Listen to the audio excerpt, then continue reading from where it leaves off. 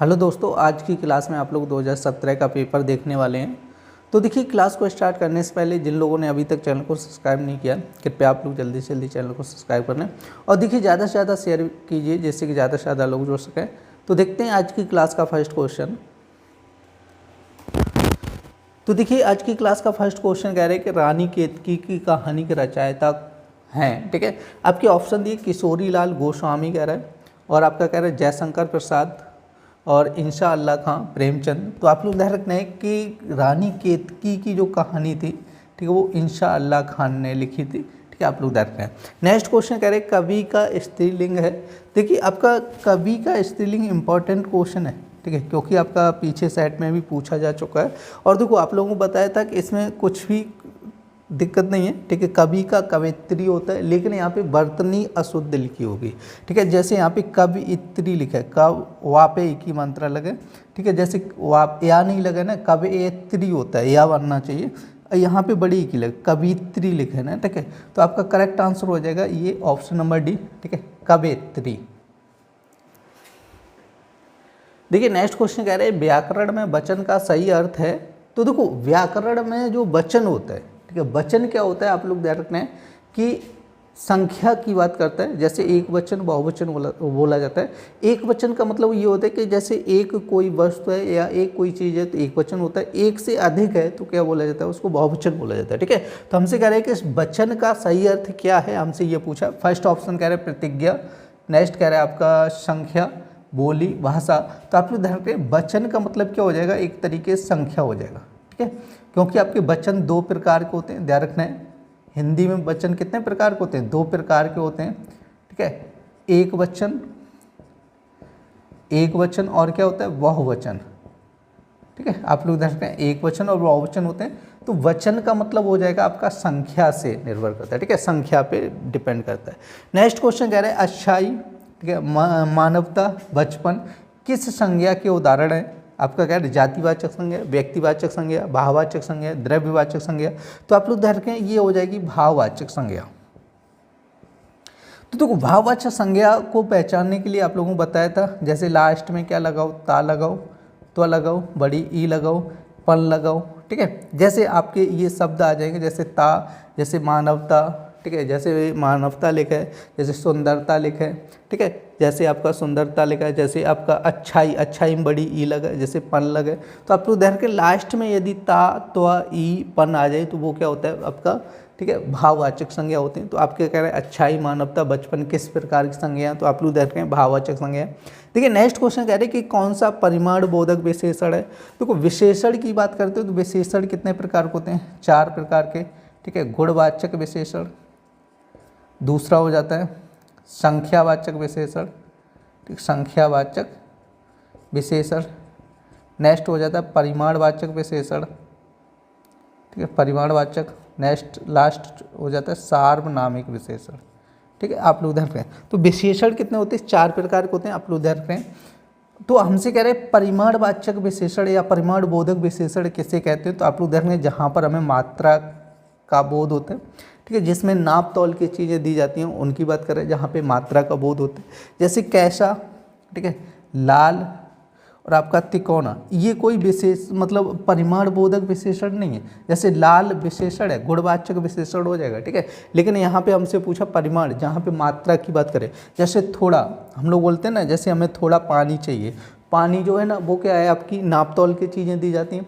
थोड़ा पानी चाहिए, थोड़ा शब्द क्या हो गया, परिमाणवाचक हो गया, मात्रा। ठीक है, थोड़ा शब्द किसको प्रदर्शित करता है, मात्रा को प्रदर्शित करता है। ठीक है, आप लोग ध्यान रखें। देखिए, अब हम लोग देखने वाले हैं अतलगोत्तरीय प्रश्नों को। तो देखते हैं पहला आपका अतलगोत्तरीय प्रश्न क्या करें, करें प्र उपसर्ग से बनने वाले दो प्रत्यय लिखेगा। देखो, उपसर्ग क्या होता है, शब्द से पहले जुड़ता है। ठीक है, कई बार बता चुका हूँ, शब्द के पहले जुड़ता है। अब प्र उपसर्ग की बात कर रहा है तो प्र से क्या बन जाएगा, प्रकार, प्रचार, प्रबल, प्रताप। ठीक है, तो जैसे आगे प्र लगा है। ठीक है, आप लोग ध्यान रहे हैं, उपसर्ग कहाँ जुड़ता है, शब्द के आगे जुड़ता है। प्रत्यय क्या होता है, शब्द के पीछे जुड़ता है। देखो, उपसर्ग और प्रत्यय के बारे में कई बार आप लोगों को बता चुके हैं। ठीक है, तो आप लोग ध्यान में, उपसर्ग और प्रत्यय इंपॉर्टेंट क्वेश्चन है, ये आप लोग मान के चलिएगा इंपॉर्टेंट है। और ये प्रत्यय देखो नीचे दिया गया आपका ठीक है। तो प्रत्यय भी क्या है, इंपॉर्टेंट है, ध्यान रखो। कह रहे प्रत्यय किसे कहते हैं, कह रहे कि शब्द के पीछे जुड़कर शब्द का अर्थ बदल देते हैं तो उन्हें क्या बोला जाता है, प्रत्यय बोला जाता है। और आपको बताया था, जैसे उदाहरण यदि आप लोग लिखना चाहो तो एक बताया था आई, ठीक, आई प्रत्यय बताया तो जैसे हो जाता है भलाई, क्या हो जाता है, भलाई, बुराई, जैसे कड़ाई, ठीक है, ये शब्द हो जाते हैं, ठीक है। देखिए नेक्स्ट क्वेश्चन कह रहा है काल कितने प्रकार के होते हैं, तो आप लोग ध्यान रखते हैं काल 3 प्रकार के होते हैं, वर्तमान काल, ठीक है, भविष्य काल, भूतकाल, ठीक है। वर्तमान काल, भविष्य काल, भूतकाल। जब प्रेजेंट टाइम की बात हो, ठीक है, तो उसको बोला जाता है वर्तमान काल। जैसे वह खाना खाता है, वह खाना खाता है, देखो अभी खाता है तो ये वर्तमान हो गया। भविष्य का मतलब क्या होता है कि वह खाना खाएगा, ठीक है, अभी खाया नहीं, खाएगा, ठीक है, वह खाना खाएगा मतलब भविष्य में खाएगा। जैसे भूतकाल का मतलब क्या होता है कि वह खाना खा चुका है, ठीक है। मतलब आप लोग देख रहे हैं भूतकाल का मतलब क्या होता है कि यदि क्रिया आपकी, ठीक है, समाप्त हो चुकी है, पहले ही समाप्त हो चुकी है तो उसको बोला जाता है भूतकाल। भविष्य काल का मतलब ये होता है कि जो क्रिया भविष्य में समाप्त होने वाली है। वर्तमान का मतलब क्रिया वर्तमान में चल रही है, ठीक है। नेक्स्ट क्वेश्चन कह रहे हैं कि अनुकरण वाचन किसे कहते हैं, तो आप लोग देखिएगा, कह रहे हैं कि शिक्षक के द्वारा बोले गए पाठ्यक्रम, कह रहे शब्दों को सुनकर, कह रहे कि शिक्षक के द्वारा जो बोले गए पाठ्यक्रम है उसको सुनकर, कह रहे कि जब बच्चे बोलने में उसका प्रयोग करते हैं तो उसे अनुकरण वाचन कहते हैं, ठीक है। जैसे शिक्षक के द्वारा जो भी पाठ्यक्रम बोला जाता है उसको सुनकर बच्चे क्या करते हैं, बोलते हैं, तो उसको बोला जाता है अनुकरण वाचन।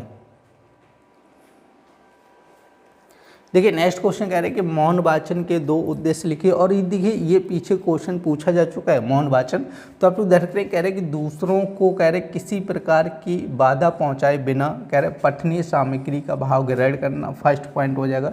मतलब देखो मौन वाचन का मतलब कई बार आप लोगों को बता चुके हैं। मौन वाचन मतलब ये होता है कि दूसरों को बाधा पहुँचाए बिना, ठीक है, वाचन करना, मतलब किसी भी पाठ का, ठीक है, भाव ग्रहण करना, तो उसको बोला जाता है मौन वाचन। मौन वाचन का सिंपल मतलब होता है कि अपने मन में पढ़ना, ठीक है। कह रहे कि दूसरों को किसी प्रकार की बाधा पहुंचाए बिना क्या पठनीय सामग्री का भाव ग्रहण करना बोला जाता है मौन वाचन, ठीक है। नेक्स्ट कह रहे हैं कि अवकाश के क्षणों का सदुपयोग करना, ये भी मौन वाचन का ही उद्देश्य होता है, ठीक है। नेक्स्ट क्वेश्चन कह रहे हैं पुरुषवाचक के प्रकारों के नाम लिखेगा। और पुरुषवाचक प्रकार एक मतलब पीछे पेपर में पूछा जा चुका है, ठीक है। तो हम बता चुके हैं पुरुषवाचक, कह रहे हैं सर्वनाम, यहाँ पे पुरुषवाचक सर्वनाम कितने प्रकार के, 3 प्रकार के होते हैं, ठीक है। पुरुषवाचक सर्वनाम कितने प्रकार के होते हैं, 3 प्रकार के। जैसे उत्तम पुरुष, मध्यम पुरुष, अन्य पुरुष, ठीक है। आप लोग धर के उत्तम पुरुष, मध्यम पुरुष और क्या होता है, अन्य पुरुष। उत्तम पुरुष का मतलब क्या होता है कि जैसे बोलने वाला, जैसे मैं बोल रहा हूँ तो मैं क्या हो गया, उत्तम पुरुष हो गया। मध्यम पुरुष क्या होता है, सुनने वाला, ठीक है, जो सामने बैठा सुन रहा है वो क्या हो गया आपका मध्यम पुरुष हो गया। अब जिसके विषय में बोला जाए, ठीक है, तो वो हो गया आपका अन्य पुरुष हो गया, ठीक है। जैसे 2 व्यक्ति बात कर रहे हैं, अब किसी तीसरे व्यक्ति की बात कर रहे हैं जो वहाँ पर उपस्थित नहीं है, तो वो हो जाएगा आपका अन्य पुरुष। जैसे उत्तम पुरुष क्या होता है कि जैसे कोई बोलता है तो वो अपने लिए कौन कौन से शब्द यूज करता है, जैसे मैं, हम, 2 ही, जैसे मैं और हम किसके लिए यूज कर सकता हूँ, उत्तम पुरुष के लिए, खुद के लिए यूज करता हूँ। जैसे सामने कोई खड़ा है उसको हम लोग क्या बोल सकते हैं, जैसे तुम बोल सकते हैं, तुम कहाँ जा रहे हो, जैसे आप कहाँ जा रहे हो, ठीक है, तुम, आप या तुम बोल दिया जाता है, ठीक। तो ये होता है आपका मध्यम पुरुष, ठीक है। अन्य पुरुष की बात की जाए तो ए है, जैसे ए है, ओ है, ये वे, ये सभी क्या होते हैं आपके अन्य पुरुष होते हैं, ठीक है। और आप लोग ध्यान रखें, देखो पुरुषवाचक सर्वनाम एग्जाम में पूछा जा चुका है और ये भी आपका एग्जाम में पूछा जा चुका है, ठीक है, आप लोग ध्यान रखना है। देखिए अब हम लोग देखने वाले हैं लघु उत्तरीय प्रश्नों को। और पहला लघु उत्तरीय प्रश्न क्या है, गद्य और पद्य में अंतर लिखेगा। ये भी देखो आपका पूछा जा चुका है। एक तरफ देखो इस टाइप से बनाने, एक तरफ गद्य लिखने और दूसरी तरफ क्या लिखना है, पद्य लिखने, ठीक है। तो गद्य में क्या होता है कि गद्य के वाक्यों में ब्राह्म नियमों का पालन किया जाता है। जैसे गद्य मतलब क्या होता है, जैसे कहानी लिखी जाती है तो उसमें ब्राह्म चिन्हों का थोड़ा विशेष ध्यान रखा जाता है। जैसे पद्य में कह रहे हैं इन नियमों का कोई बंधन नहीं होता है। पद्य का मतलब हो जाए जैसे कोई कविता वगैरह, जैसे कोई गाना वगैरह लिखा जाता है तो इन नियमों का, ठीक है, ब्राह्म चिन्हों का कोई मतलब नहीं होता है, ठीक है। लेकिन गद्य में क्या होता है कि ब्राह्म चिन्हों के नियमों का पालन किया जाता है और पद्य में विराम चिन्हों के नियमों का पालन नहीं किया जा सकता है। अब देखो यहाँ पे कह रहे हैं कि गद्य में लय की कोई विशेष भूमिका नहीं होती है। जैसे कहानी लिखी जाती है तो उसमें लय की क्या ज़रूरत है, ठीक है, कहानी में कोई लय की ज़रूरत होती नहीं है। लेकिन कह रहे हैं कि पद्य में गति तथा लय की विशेष भूमिका होती है। जैसे कविता लिखी जाती है तो वो, ठीक है, लय के आधार पर लिखी जाती है, ठीक है। नेक्स्ट पॉइंट इसमें कह रहे हैं गद्य में छंद का कोई उपयोग नहीं होता है, गद्य में छंद का कोई उपयोग नहीं होता है। इसमें कह रहे हैं कि पद्य में पद्य की रखना सदैव कह रहा है कि छंदबद्ध और छंद युक्त होती है। तो यहाँ पे पद्य की रचना होगा, ठीक है, यहाँ पे आप लोग ध्यान रखें, पद्य की रचना सदैव छंदबद्ध तथा छंद युक्त होती है, ठीक है। पद्य की रचना कैसे होती है, छंदबद्ध होगी या छंद युक्त होती है। देखिए नेक्स्ट क्वेश्चन कह रहा है मौखिक अभिव्यक्ति के साधन लिखिए, और ये भी क्वेश्चन आपका पूछा जा चुका है। मौखिक अभिव्यक्ति साधन क्या होते हैं आपके, जैसे विचार विमर्श कर सकते हैं हम लोग, ठीक है, जैसे वार्तालाप, वाद विवाद, चर्चा परिचर्चा, कविता पाठ, भाषण, व्याख्यान, कहानी, कथन इत्यादि क्या होते हैं, मौखिक अभिव्यक्ति के साधन होते हैं। जैसे कहानी पढ़ रहे तो मौखिक अभिव्यक्ति हो सकती है, जैसे कथन वगैरह ये भी मौखिक, जैसे कविता पाठ, भाषण, व्याख्यान, ठीक है, ये सारी क्या है मौखिक अभिव्यक्ति के साधन है। देखो नेक्स्ट क्वेश्चन कह रहे हैं कि कहानी शिक्षण की कह रहे उपयोगिता पर संक्षिप्त लेख लिखिएगा, ठीक है। कहानी शिक्षण की उपयोगिता पर संक्षिप्त क्या करना है, हमें लेख लिखना है। तो आपको देखो पॉइंट के माध्यम से यहाँ पे लिखा है। फर्स्ट पॉइंट आपका क्या कह रहे हैं, कहानियाँ छात्रों को गद्य पढ़ने हेतु उत्साहित करती हैं, ठीक है। कहानियाँ क्या करती हैं, छात्रों को गद्य पढ़ने के लिए उत्साहित करती है। नेक्स्ट कह रहे हैं कहानी शिक्षण द्वारा छात्रों का सर्वांगीण विकास होता है, ठीक। कहानी शिक्षण के द्वारा क्या होता है, छात्रों का सर्वांगीण विकास होता है, ठीक है। नेक्स्ट पॉइंट कह रहा है आपका थर्ड, कहानी शिक्षण से छात्रों के ज्ञान की वृद्धि होती है।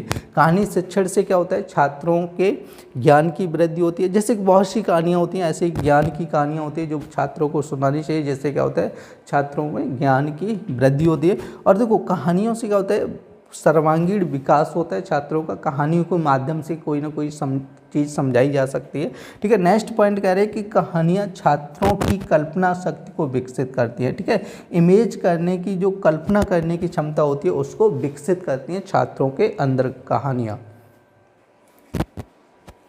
देखिए नेक्स्ट क्वेश्चन कह रहे हैं क्रिया विशेषण किसे कहते हैं, उदाहरण सहित स्पष्ट कीजिए। आप लोग ध्यान रखिए, क्रिया की विशेषता बताने वाले शब्दों को हम लोग क्या कहते हैं, क्रिया विशेषण कहते हैं, ठीक है। क्रिया विशेषण का मतलब क्या होता है, क्रिया की विशेषता बताने वाले शब्दों को क्या कहते हैं, क्रिया विशेषण। कह रहे हैं कि बालक तेज दौड़ता है, देखो बालक क्या हो गया, कर्ता हो गया, दौड़ना क्या हो गया, आपकी क्रिया हो गई, ठीक है। दौड़ना क्या है, क्रिया।